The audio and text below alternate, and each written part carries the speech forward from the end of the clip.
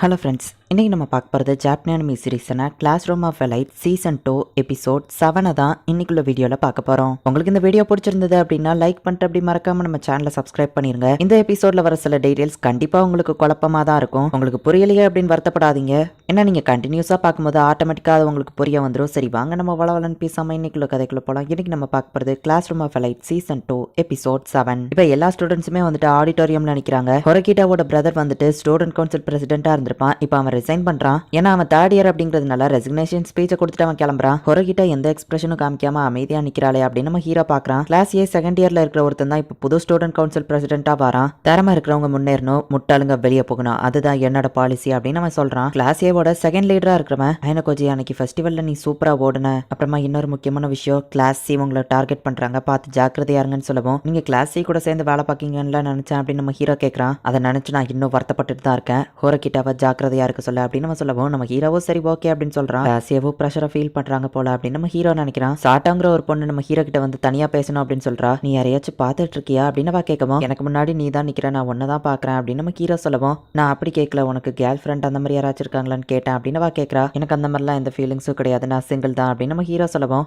ஓ அப்படியா, உன்னோட நம்பர் எனக்கு கிடைக்குமா அப்படின்னு சொல்லி அவ கேட்கறா. சரி எனக்கு எந்த பிரச்சனையும் இல்லை அப்படின்னு நம்ம ஹீரோ சொல்லிட்டு ஏன் அப்படின்னு கேட்கறான். அன்னைக்கு ஸ்போர்ட்ஸ் ஃபெஸ்டிவல்ல வேற லெவல்ல ஒன்னு பார்த்து நான் இம்ப்ரெஸ் ஆயிட்டேன். அது போக நீ ரொம்ப ஹேண்ட்ஸமா தான் இருக்க. ஓ சரி நான் கிளம்புறேன் அப்படின்னு அங்க இருந்து வெக்கப்பட்டுட்டு ஓடிடுதா. கரேசாவா இது எல்லாத்தையும் ஒளிஞ்சிருந்து பார்த்துட்டு இருக்கா. இப்போ இவங்களோட மிட் டர்ம் ரிசல்ட்டை வந்து அனௌன்ஸ் பண்றாங்க. செகண்ட் மிட் டர்ம் வரைக்கும் கிளாஸ் டீல யாரும் ஸ்கூலை விட்டு வெளியே போகாம இருக்கிறது அதிசயமா தான் இருக்கு அப்படின்னு டீச்சர் சொல்றாங்க. சூட கூட அதிக மார்க் எடுத்து வச்சிருக்கான். ஸ்போர்ட்ஸ்ல வின் பண்ணது வேஸ்டா போகல அப்படின்னு நம்ம நினைக்கிறான். அதுக்குள்ளேயே எல்லாரும் ஹாப்பி ஆகாதீங்க, வரப்போற ஸ்பெஷல் எக்ஸாம் ரொம்பவுமே கஷ்டமா இருக்கும், அது ஒரு ஷஃபிள் எக்ஸாம் அப்படின்னு அவங்க சொல்லவும், ஷஃபிள் எக்ஸாமா அப்படின்னா எல்லாரும் பார்ட்னரா ரெண்டு பேரா உட்காந்து எழுதணுமா அப்படின்னா யார் கூட நாங்க பார்ட்னரா இருக்கிறது, நீயும் நானும் பார்ட்னரா இருக்கலாம் அப்படின்னு சொல்லி ஒவ்வொருத்தங்களும் பேசிட்டு இருக்காங்க. கரேசாவா நீ ஹேட்டா கூட தானே பார்ட்னரா இருப்பான்னு ஒரு பொண்ணு கேட்கவும், அவ தாங்கிக்கிட்டு அது ஆமா அப்படின்னு சொல்றா. ஆமா எப்படி பார்ட்னரா பிடிச்சு போடுவீங்க அப்படின்னு டீச்சர் கிட்ட சாட்டோ கேட்கவும், இந்த ஸ்பெஷல் எக்ஸாம்க்கு முன்னாடி ஒரு மினி எக்ஸாம் வரும்னு சொல்லவும் இன்னொரு எக்ஸாம்னு எல்லாரும் ஷாக் ஆகுறாங்க. மினி எக்ஸாம்ல உங்களுக்கு எந்த பெனால்ட்டியும் கிடைக்காது, கவலைப்படாதீங்க. பட் அதோட ரிசல்ட்டை வச்சு தான் நீங்க ஸ்பெஷல் எக்ஸாம்க்கு யார் கூட பார்ட்னரா இருக்கீங்கன்னு டிசைட் பண்ணுவாங்க.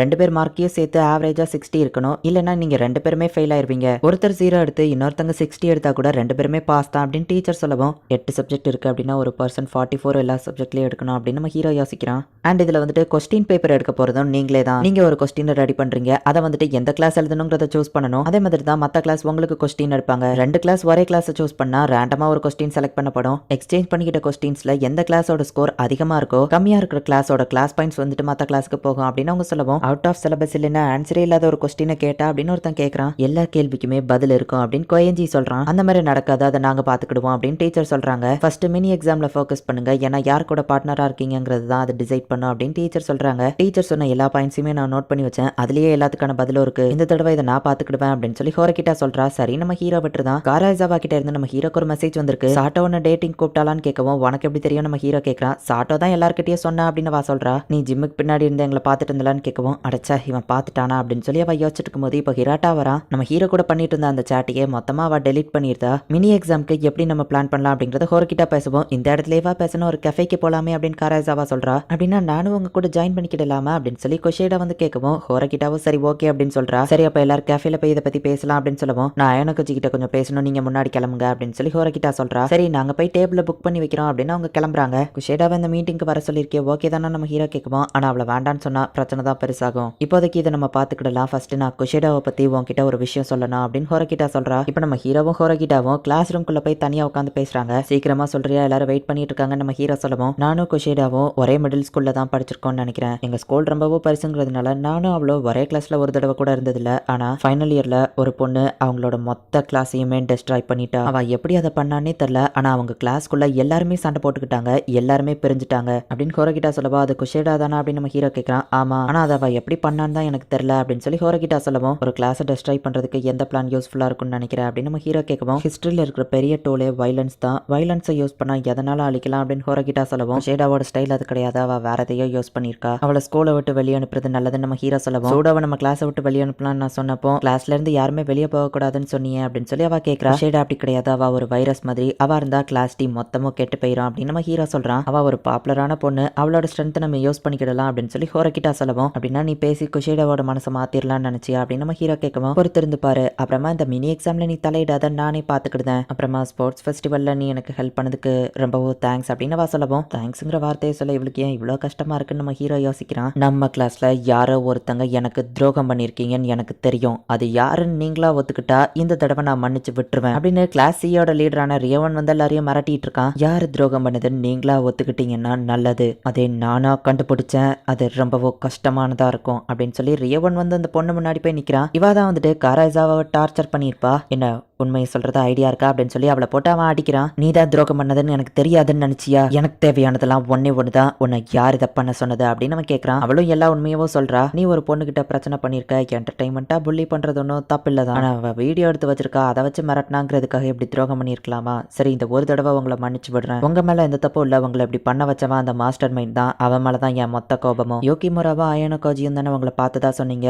அந்த அயனோ கோஜி மேல ஃபர்ஸ்ட்ல இருந்தே எனக்கு டவுட் இருக்கு அப்படின்னு ரியோவன் சொல்லவும், அயனோ கோஜியா? அவன்லாம் வாய்ப்பே இல்லை அப்படின்னு கூட இருக்கிற பொண்ணு சொல்றா. கிளாஸ் டே கிட்டேயே ஹெல்ப் கேட்போம் அப்படின்னு சொல்லி அவன் குஷேடாக்கு கால் பண்றான். இங்க மத்த எல்லாருமே வெயிட் பண்ணிட்டு இருக்காங்க. இப்ப நம்ம ஹீரோவோ ஹொரகிட்டாவும் வரவும் இப்பவாச்சும் வந்தீங்களே அப்படின்னு எல்லாரும் சொல்றாங்க. ஷஃபிள் எக்ஸாம் நெக்ஸ்ட் தான் வருது. ஃபர்ஸ்ட் நம்ம மினி எக்ஸாம்ல கான்சென்ட்ரேட் பண்ணுவோம். டீச்சர் சொன்ன பாயிண்ட்ஸ் எல்லாத்தையுமே நீங்க நல்லா நோட்டீஸ் பண்ணியிருந்தீங்கன்னா தெரிஞ்சிருக்கும். நம்ம யார் கூட பார்ட்னரா இருக்க போறோமோ அதுதான் ரொம்பவுமே முக்கியம் அப்படின்னு ஹொரகிட்டா அவளோட பிளான சொல்லிட்டு இருக்கா. ஹொரகிட்டாவே பொறுப்படுத்திக்கிட விட்டது நல்லதா தான் போச்சு அப்படின்னு சொல்லி நம்ம ஹீரோ நினைக்கிறான். ஸ்டூடெண்ட்ஸ் மொத்தமா 4 வகையா பிரிப்போம். நல்லா படிக்கிறவங்க, ஓரளவு நல்லா படிக்கிறவங்க, ஆவரேஜ், அப்புறமா ரொம்பவும் கம்மியா படிக்கிறவங்க. மினி எக்ஸாம்ல மோசமா படிக்கிற எல்லாருமே எந்த கொஸ்டினுக்கும் ஆன்சர் பண்ண வேண்டாம். அப்படி பண்ணா அவங்க ஹை ஸ்கோர் எடுக்கிறவங்க கூட பார்ட்னர் ஆவாங்க. ஆவரேஜா படிக்கிறவங்க ஒரு கொஸ்டினுக்கு மட்டும் ஆன்சர் பண்ணா போதும். ஓரளவு நல்லா படிக்கிறவங்க கூட அவங்க பேர் அப் ஆவாங்க. சோ இப்படி பண்றது மூலியமா நம்மளோட ஆவரேஜ் பேலன்ஸா இருக்கும். சோ எல்லாருமே பாஸ் பண்ணிடலாம் அப்படின்னு ஹோரகிட்டா சொல்றா. இதுவும் நல்ல பிளானா தான் இருக்கு அப்படின்னு சொல்லி எல்லாருமே நினைக்கிறாங்க. இப்ப நம்ம ஹீரோ ரூம்ல இருக்கிறான். காராசாவா வந்துட்டு கால் பண்றா.